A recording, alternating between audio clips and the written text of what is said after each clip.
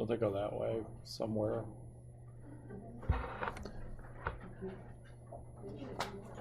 Sure, everybody make sure you just get one of these charts.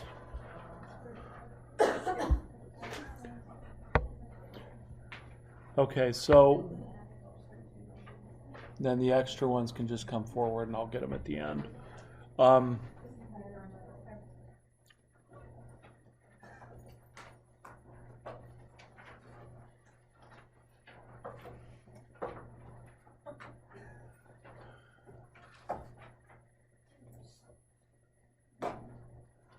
All right, did everybody get one?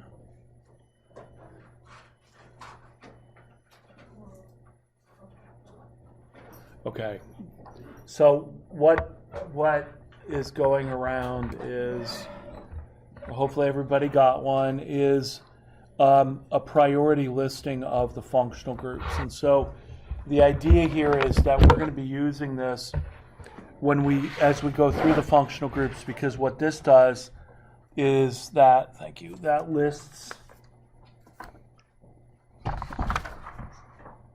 because what this will do is list the priorities of the different functional groups, and we are going to work our way from the bottom up. So basically, the AR is a benzene ring. Don't worry about that. NO2, we don't have to worry about that. But we've already started with like R groups. The R group, which is the alkyl group, and then halogens, and we'll eventually move our way up. So for today it was alkenes and alkynes. So what this does is this lists the priorities. It'll give you this, basically the suffix ending off the parent name, and then it also gives the group name if that group is a standalone substituent, which we'll get to examples of that. We don't have any right now. And then we're going to work our way up till we finally get to the top, which is carboxylic acids and probably esters would be as far up as we're going to get right at the moment. So you'll be able to use this chart on exams and on quizzes, because what I want you to, this is a lot of stuff to memorize, and some of it isn't even consistently used in this book, so this will give us that. And the only place it would come in to effect today is that halogens and alkyl groups are at the bottom of the list. And also, it has double bonds having a higher priority than triple bonds, which it then does not use in naming enes. It names them as enes instead of enines. And I have to figure out why that is the case. Either they're not using the proper terminology, or IUPAC decided that they would make one exception, which are the triple bonds and double bonds. So we'll be using this as we go through all the different naming. So hold on to it. If not, it's in today's folder. Okay. But I'm sure you didn't have a question on that. So, questions? Can you run through an example of E and Z stereochemistry? We could, if I wanted to go into the rabbit hole that is E and Z right at the moment. So we can do cis or trans, but we're going to hold off on the E and Z. E and Z has its own set of really complicated rules, and let's focus on alkenes, alkynes, getting our substituents down before we go down and learn a whole nother set of rules, because I'm afraid somebody's heads are going to explode. And you can't do very much as a headless torso. So we'll hold off on that. I think maybe at the end of all the naming, we'll go back and talk about that. The third week of class is kind of early to be talking about Conn-Ingle pre-log sequence rules. And they do it as a preview, but we can look at it, but I don't want to look at it right this moment. So I'm not blowing it off. I just, at this point, I'm afraid it'll kill people. Not literally, but almost literally. Can we go for question 37? Question 37 on top hat. Do you know remember what section that? Oh, I'm pretty close already.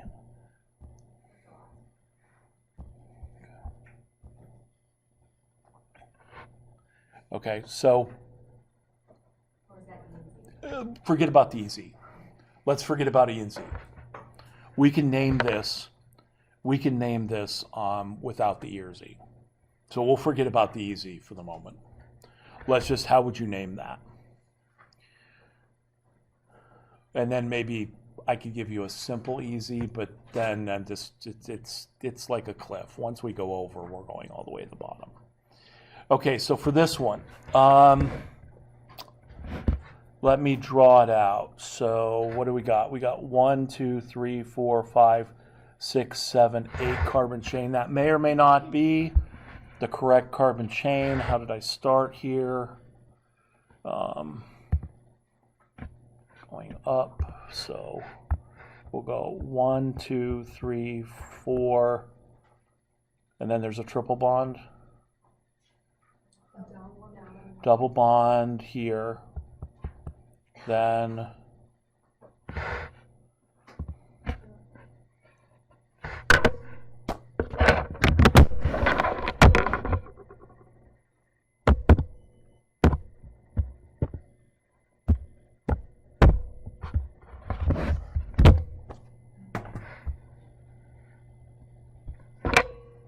easier.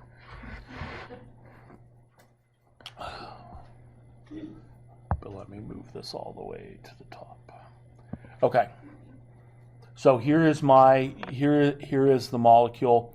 So rule number 1 is when you have multiple functional groups in the molecule, you've got to find the longest carbon chain that contains both functional groups. So I have to find the chain that has both a double and triple bond in it. I think I might have found that already because I think that's going to be that chain. And if you're not sure, if I'm here sort of at a fork in the road, I've got 2 carbons up and I've got 1 carbon down. So that's going to be the longest continuous carbon chain. And I think I counted that out to be 8, right? So this is going to be an oct something, which you already know from the multiple choice answers, but I'm going to ignore the multiple choice answers for the moment and come up with this name from scratch. So that's going to be an oct. So here is the difficulty in what they're doing with alkenes and alkynes with what that sheet that I just gave you does. The sheet says, lists the priorities going up. And it says alkene is higher than alkyne. Now, what does that mean? That has 2 consequences of being a higher priority functional group. Number 1, in your numbering scheme, you're going to number from the end closest to the higher priority group.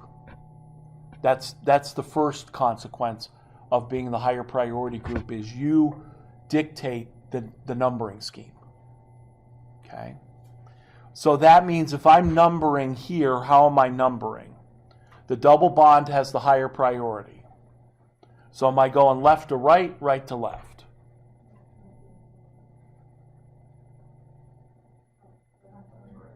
Left to right. So I'm going to go 1, 2, 3, 4, 5, 6, 7, and 8. Because the double bond takes precedence over the triple bond.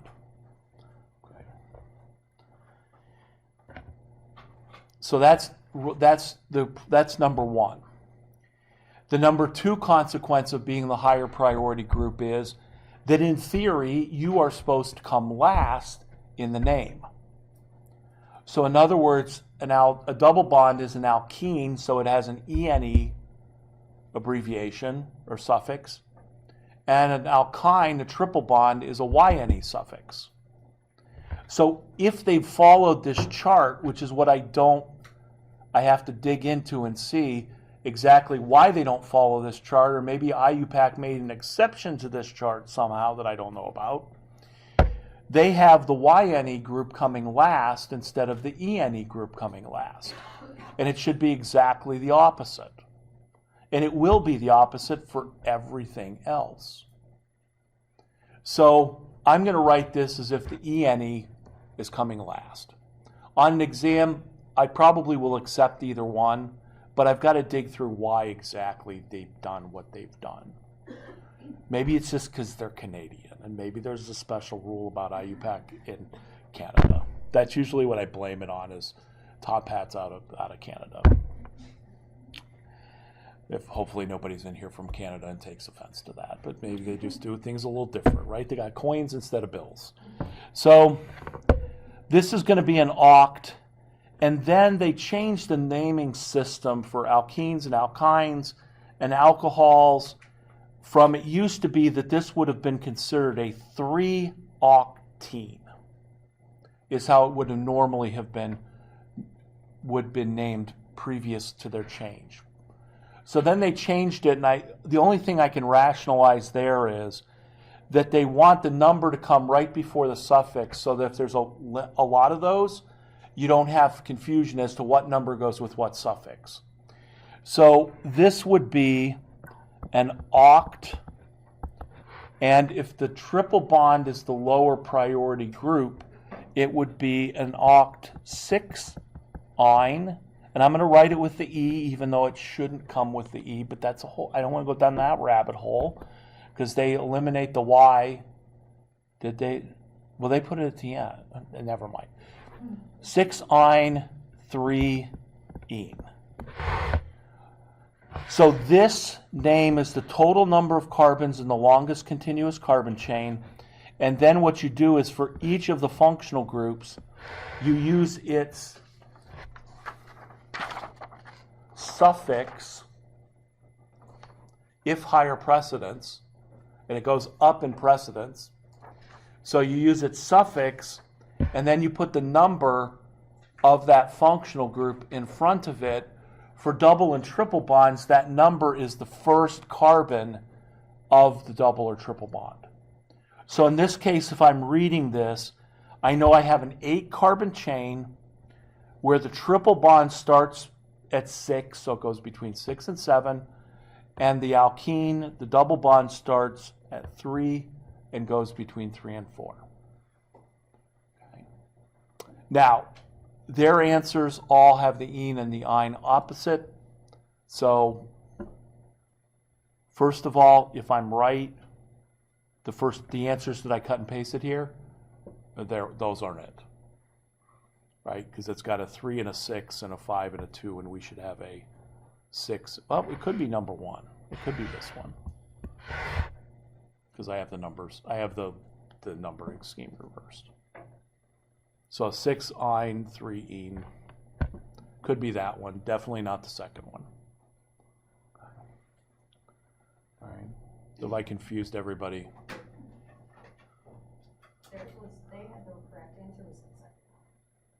They numbered it with the third, the triple bond. Well, of course they did. Mm-hmm.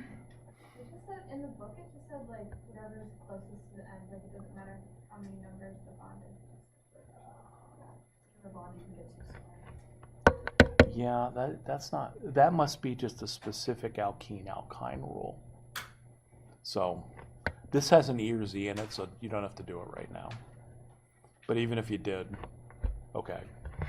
So this is the correct one, even though, yeah, I don't think that's actually the rule. I know what the rules say, and I know, and you have to follow the book because the book is, you're following the book because the book is the authority. I'm overruling the book for the moment. Okay. So if this was like on the exam, you want us to do it the way you showed us? Probably. But let me resolve the issue and then I'll come back. Could you explain how you got to the 5? how they would have gotten the 5 and the 2 is to do this. They would have said 1, 2, 3, 4, 5, 6, 7, and 8. They would have reversed the numbering scheme because apparently their argument is between a double and a triple bond that they're interchangeable in terms of having the higher priority. So they're just saying whoever's closest to the end wins. And I'm just not sure that I buy that. Or maybe I'm just arguing that I would do it differently, but that's where they're coming up with the 5 and the 2, or coming up with the 5 and the 2. But this is the only one that when I looked through the problems, this was only the double and triple bonds were inconsistent with this chart. And so if IUPAC made it inconsistent with their chart, then shame on them. Okay. So I'd accept either one at this point. The book won't, but I will. So then what do I have left over? I got a methyl group. And where should the methyl group go? Well, either 3 or 6, depending on which numbering scheme you're using. So they have it as a 6-methyl, oct 5-ene 2-ine. I would accept 3-methyl, oct 3-ene 6-ine. And the ene and the ine reversed.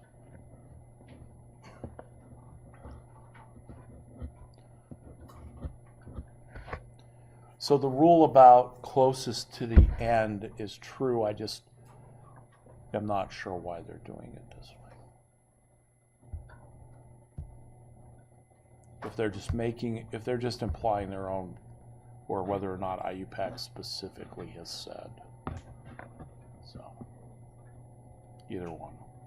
But when we have just a triple or a double bond, we always number at the end closest to the first, to the triple bond or to the double bond. They take precedence.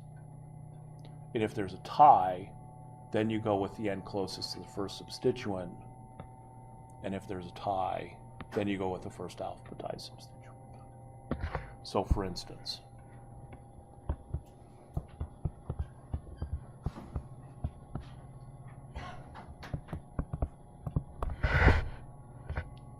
if I had that double bond, technically the bromine is the first substituent, but the rule is you're going to number it from the end closest to the double bond. And so in this case you would have a 1, a 2, a 3, 4, 5, and a 6. And so this would be a hex 2 ene. So in other words, 6 carbon chain, double bond between carbons 2 and 3. And then what would come before that would be a 1 bromo. So a 1 bromo hex 6 2 ene. Hex 2 ene. Why would it be 1 methyl? Is it because we know that's bromine? Because that group is part of the longest chain. So the longest chain of carbons includes the carbon that the bromine is attached to. So the only substituent here is the bromine.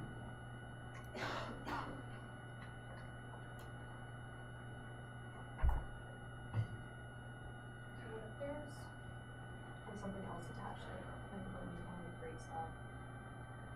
There's a methyl attached to it. To the carbon with the bromine?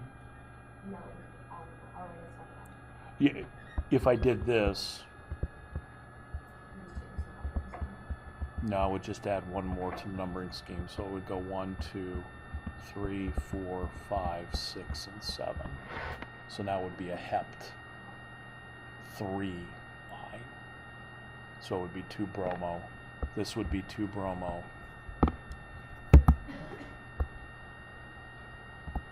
And then a hept for 7, and then a 2. It's a hep 2-ene. I don't even know why I'm saying 1. So it'd be a hept 3.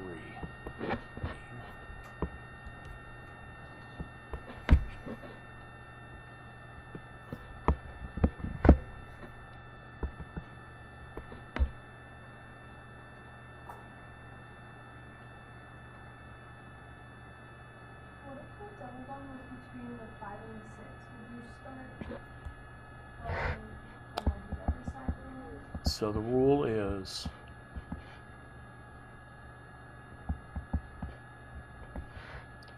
the rule is we number from the end. First of all, we have to find the longest chain with the double bond in it.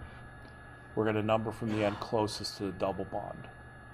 And if there's a tie, then we number from the end closest to the first substituent. So in other words, if I number from left and right and I end up with the double bond having the same number, now I go back and I look at the first substituent. And then if there's a tie there, then I use all my tiebreakers from last time, including alphabetization. But in this case, clearly it has to go 1, 2, 3, 4, 5, 6, and 7. So this would be now would be a 6 bromo, and then a hept 2-ene, because the carbon double bond starts at carbon 2. So the position of the double or triple bond is what dictates the numbering scheme.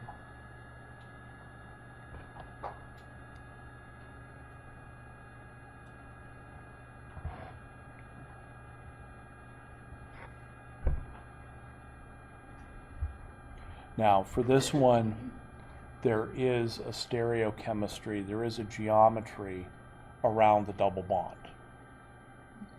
So, whenever you have a double bond,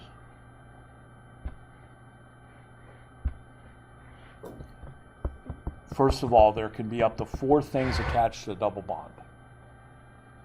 There can be 4 groups attached to a carbon-carbon double bond. And because the double bond, if you remember, the double bond is made up of a sigma bond, and then it's made up of the pi bond, right, with the 4 things attached to it. The sigma bond, usually a single bond, we have rotation. We can rotate around a carbon-carbon single bond with very little energy. But because of the double bond, because of the pi bond, that double bond is locked, so you cannot rotate around it until you break the pi bond. Once you break the pi bond, you have free rotation, but the pi bond locks it in place. And at room temperature, you're not going to break a pi bond. So that means that there are different 3-dimensional geometries for a double bond. So for instance, this is where the R term got introduced. Because somebody said, what's R? First thing you do is look at the periodic table, there's no R. That's probably why it was chosen. So what R means is R is just an alkyl group. It's just a generic term for any alkyl group. Could be methyl, ethyl, propyl, 100-carbon chain. That's what R represents. It's just any alkyl group. So if I'm writing the possible 3-dimensional geometries, I could have, if I have 1 alkyl group and 1 hydrogen attached to each carbon in the double bond, I have 2 possible geometries.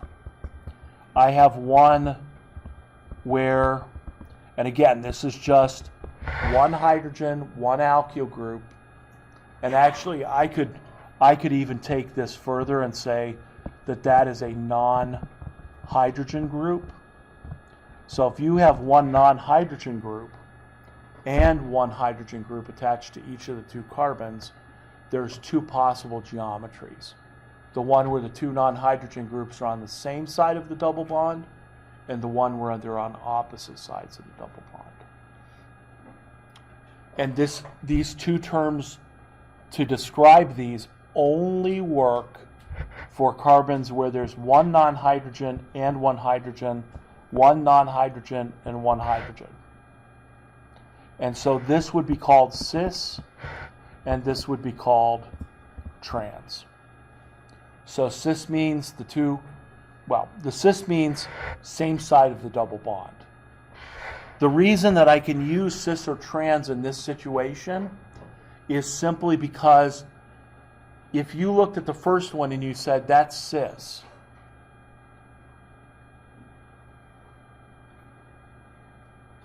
how many of you are looking at the non-hydrogen groups and saying, oh, they're on the same side? How many of you are looking at the hydrogens saying, oh, the hydrogens are on the same side? It doesn't matter. As long as there's one non-hydrogen and one hydrogen group, when we say cis, we're kind of like, okay, it doesn't matter if we're talking about the two non-hydrogen or the two hydrogen groups, we're going to call it the same thing. So those are like cis trans isomers with the same You have the same molecule. So the same molecule being a molecule that has the atoms attached in the same way or in the same order. So for instance, if I have, there's two possible isomers, and I should probably define formally what an isomer is. An isomer is, isomers are molecules that have the same molecular formula. Isomers is a very generic term.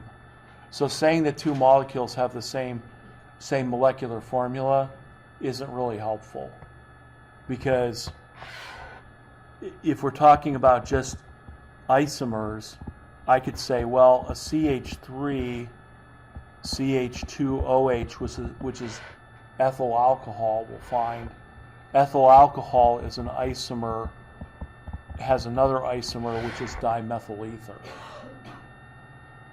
And so they have the same molecular formula, they just have the atoms attached differently, which makes them what we would call structural or constitutional isomers.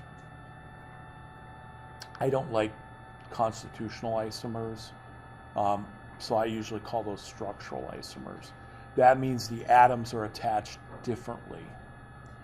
But if I had cis to, see, I was going to use the old system and call it cis 2-butene, whereas I should call it cis 2-bute or cis bute-2-ene versus trans bute-2-ene. The thing is, those are both butenes.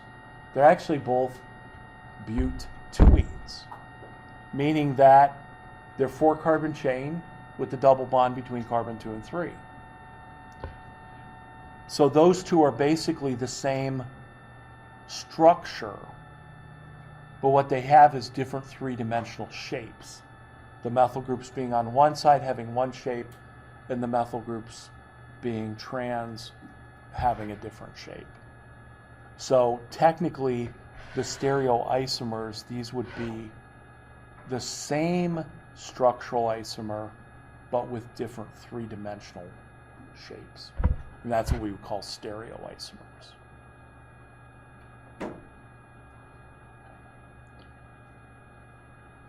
So the idea of cis and trans is you can only use that when it doesn't matter what you're looking at. Whether you're looking at the two non-hydrogen groups or the two hydrogen groups, everybody comes up with the same name. And what that means is one non-hydrogen group, one hydrogen group on both of the two carbons.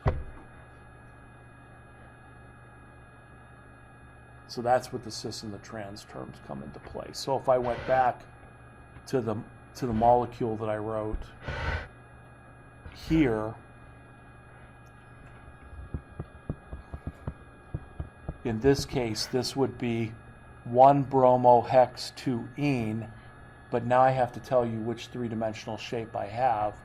So in this case, this would be trans 1-bromo-hex-2-ene, to show that I have the trans stereochemistry around the double bond.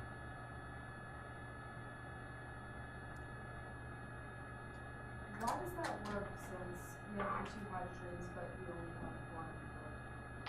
Because the thing is, it's not the bromines. The bromine has, it's not the bromine, not due to the bromine, it's due to this. Hydrogen, non-hydrogen. Hydrogen, non-hydrogen. So that can be named cis or trans because I've got one hydrogen and one non-hydrogen group attached to each of the double bonds. That's the only time you can use cis or trans.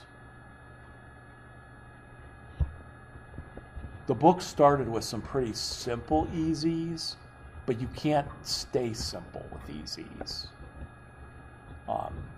And so for cis and trans, I'm getting ahead of myself. Cis and trans, you need one non-hydrogen, one hydrogen.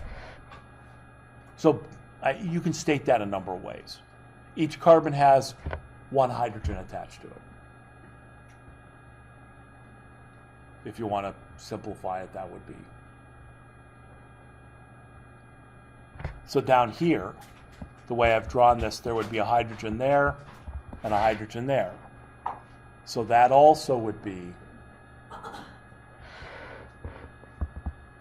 trans 6-bromo hept 2e. So that would also be the trans isomer. So the non-hydrogen groups don't have to be the same? No. They just have to be non-hydrogen groups. So in that case, again, I can be looking at it like, oh, the two non-hydrogen groups are trans. And you could be saying, but the two hydrogen groups are trans. We're saying the same thing. So they don't have to be the same group. That's where in the book they talked about R1 and R2 and R3 and R4. That's when you're trying to, you're using R to be a generic alkyl group, but then you're saying, well, this generic alkyl group is not the same as this generic alkyl group.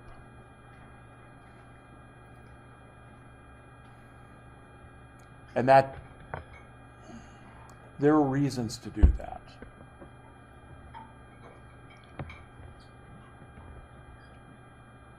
So that's the cis and the trans part. Now, when will molecules not be cis or trans? When can you not use cis or trans? Well, first of all, you can't use cis or trans when there's no two different stereoisomers. So in other words, if you have a carbon-carbon double bond and you have two of the groups attached to one carbon the same, let's say there were two hydrogens there, or there were two, or maybe there's two methyl groups there, but you have the same two groups attached to one carbon, there is no two possible stereoisomers. There aren't two possible shapes. Because if you think about, well, if I put a methyl group here, that methyl group is going to be cis to this methyl group and trans to that methyl group. But then if I move the methyl group down to the bottom and say, oh, well, there's a CH3 here, and then there's a CH3 here and a CH3 here, then I would say, but this methyl group has a methyl group cis and a methyl group trans, and then you're like, they have the same shape. So when two of the groups attached to a carbon are the same, you can't have cis or trans because you can't have two different geometries.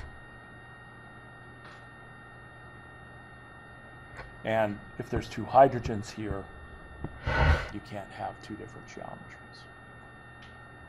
So that's the first place you cannot have cis or trans isomers, is if two groups attached to the same carbon are the same.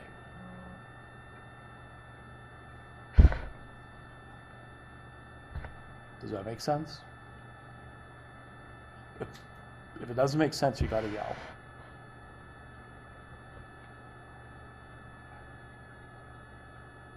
So what's the other case?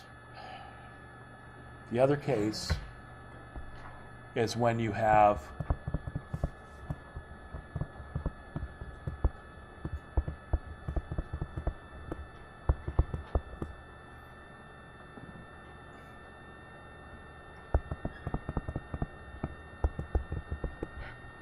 3 or 4 non-hydrogen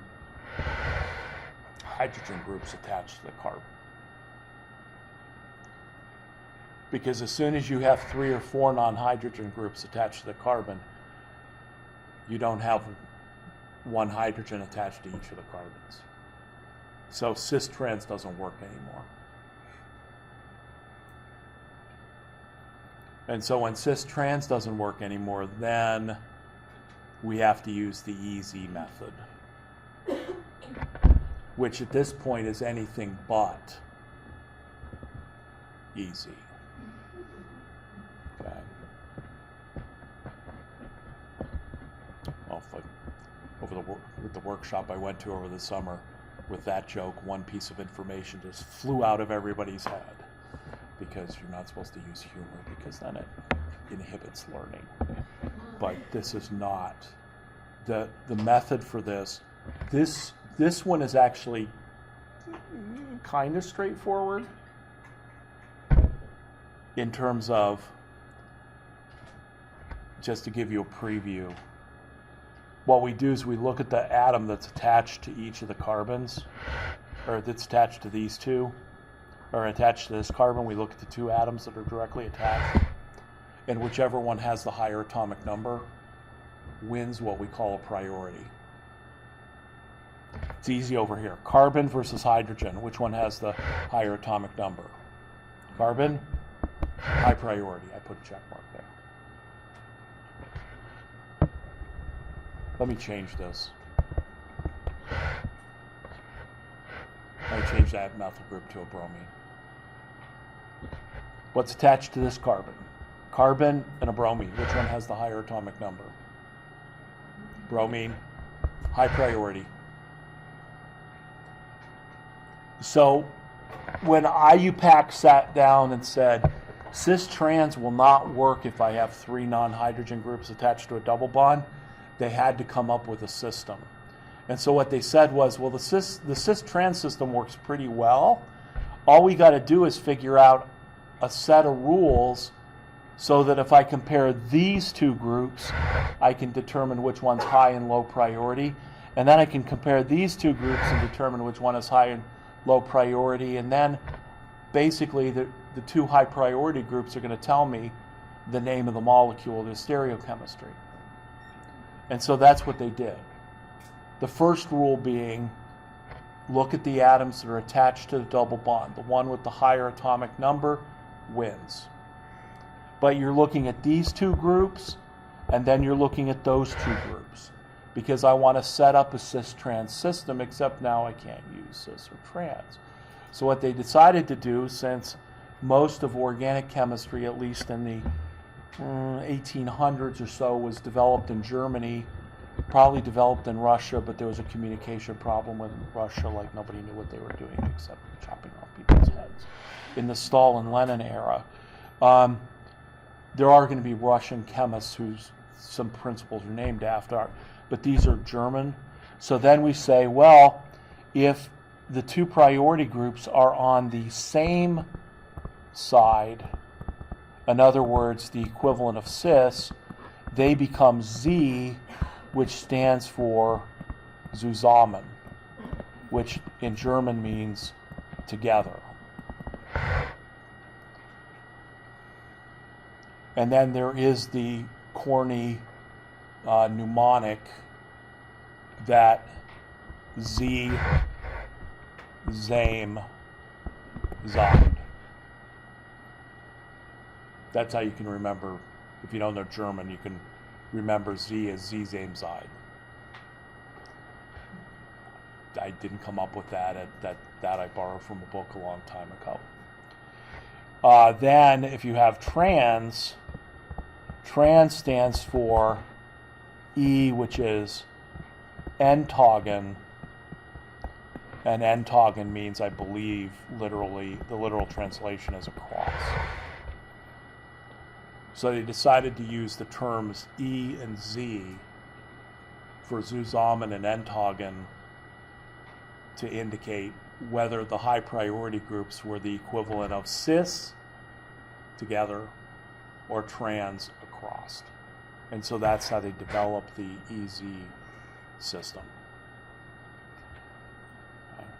The problem right at the moment is that this idea of comparing the two atoms that are attached to each carbon, that's rule number 1. So what happens if there's 2 carbons? Then we got to go to rules 2 through like 4. So would a methyl group beat an ethyl group? No, ethyl would beat methyl, but why? And once that's a slippery slope. Once we go down it, we got to go all the way. We're not doing that now. So that's where the E and the Z come from. And that's when cis and trans breaks down. Now, you wouldn't necessarily even need to know what cis and trans are, because you can use E or Z instead of cis or trans, because anything versus hydrogen wins. So cis is Z and trans is E. Of course, I'll use cis and trans, and other people use cis and trans when it's appropriate. So you still have to know what it means. But E and Z is what happens when this whole system breaks down. And in the rules to determine who's the high priority group are the same rules that we're going to use for determining R and S configurations of chiral centers later on, and those are called the Kahn-Ingold pre-log sequence rules. For Kahn, Sir Kenneth Ingold, and Vladimir Prelog. So they came up with these set of rules, which, like I said, once we start down that road, we're not stopping. So we're not going to go down the road yet. We'll stop with simple rule number 1. Okay? But it's the same system. 2 highs, 2 high priority, 2 low priorities. What's the stereochemistry of the highs, of the high priorities? I think I might have added some stuff in on the EZ in the book. Everything that's in red is my notes. So I restated what locants are. So what are locants? So where it says, we can restate the paragraph above, that's me restating the paragraph above. I probably could have just eliminated it and put my paragraph in, but that's a level of editing I don't want to go to. And I have a sneaky suspicion when we go to the next chapter, there are no notes by me, because I ran out of ambition last year. So I'm going to have to put some new notes in before. So with alkenes, there is this new stereochemistry topic, cis and trans. Triple bonds are linear, so there is no stereochemistry with a triple bond.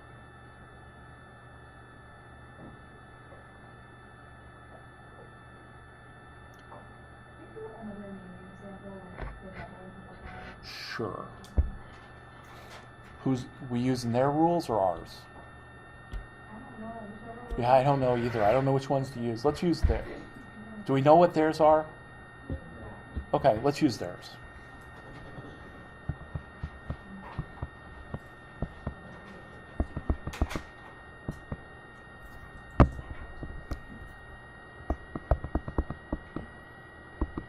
I'm not disputing theirs. Well, I am. I am disputing theirs.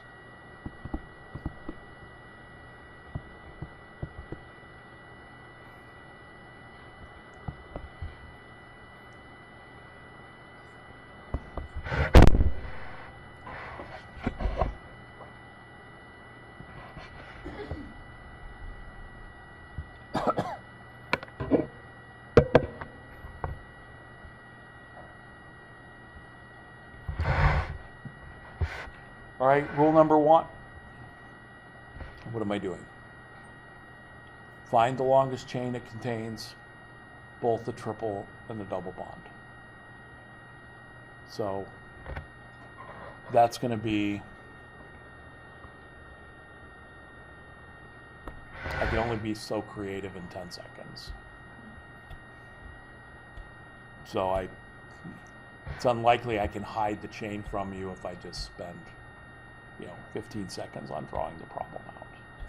Give me a little more time and I can try and hide the chain from you. So there it is. How many carbons in that chain? Did I create a problem here? No, I didn't. Okay. How many? 11. So do we know? So we don't know what 11 is. 11 is undecane.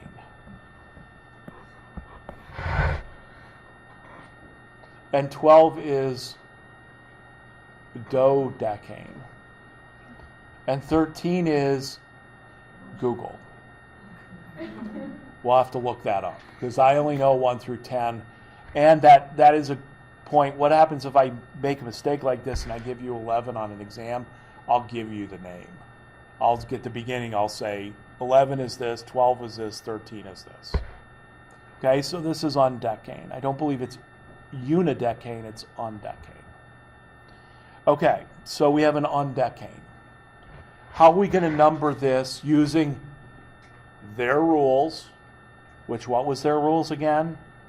Number from the end closest to either the triple bond or the double bond. So how am I numbering this? Left to right or right to left? Left to right? We all in agreement? So 1, 2, 3, whereas over here it would be 1, 2, 3, 4. That's good because how would you tie break that? I don't know. I have no idea how we tie break that because I'm still not convinced this is the way you do it. But, all right, so there's our numbering scheme. Substituents, what do we have? What is it for? What group is it for?